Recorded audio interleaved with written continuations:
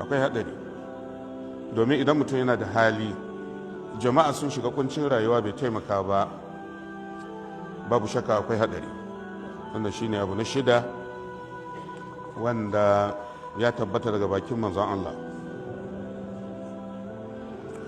annabi sallallahu alaihi wasallam akwai alhadisul qudusi yana sahihu muslim, shine hadisi na 2569.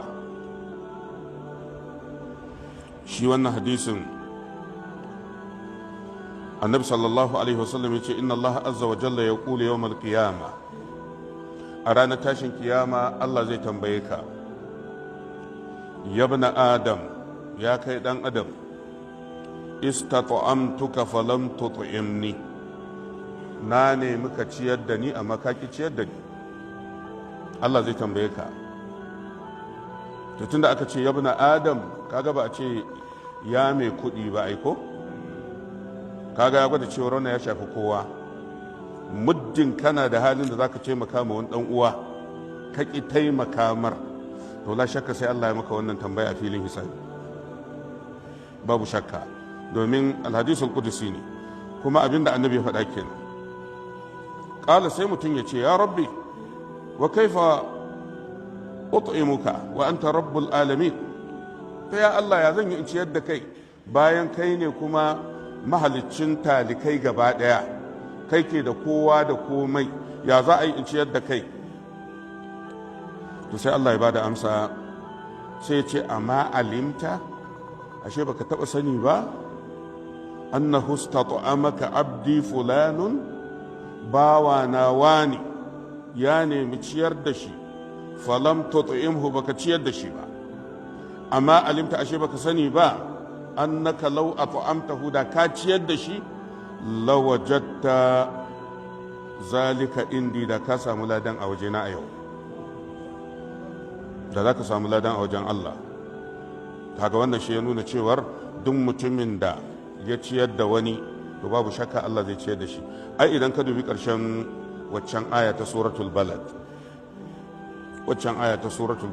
da Allah maɗaukaki yake magana a ciyar da mutane fi yawmin zai masu gaba, yatiman za makaraba au miskinan za mataraba, sun makana min alladina amanu wa tawasaw bis sabri wa tawasaw bil marhama.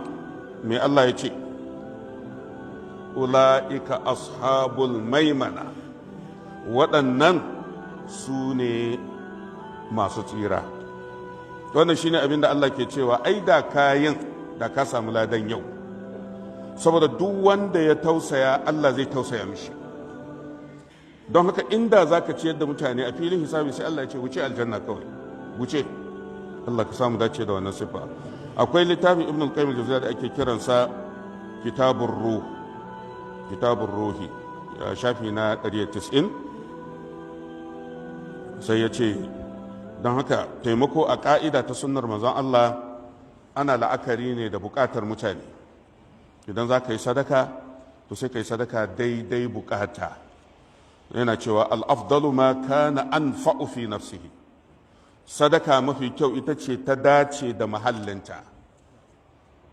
idan mutane suna cikin bala'i na tashin hankali, kamar yaƙe-yaƙe da inda ake farwa musulmai a ƙasashe daban-daban, sai zamanto za ka ba da taimako a irin wannan guri, to babu shakka taimakon da za ka bayar a nan ya fi a ce ka dafa abinci ka kira mutane a garinku sun ci.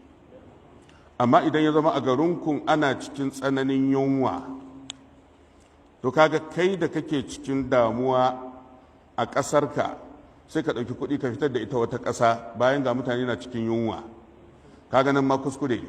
ba a cewa baka samu lada ba, amma taimako tana fa'ida a wurin Allah gwargwadon bukata. shine wannan wanda abinda ibn qayyim jawziya yake cewa, wanda ita ce ka'idar da malaman sunna suka yi, al-afdalu ma kana anfa'u fi nafsihi,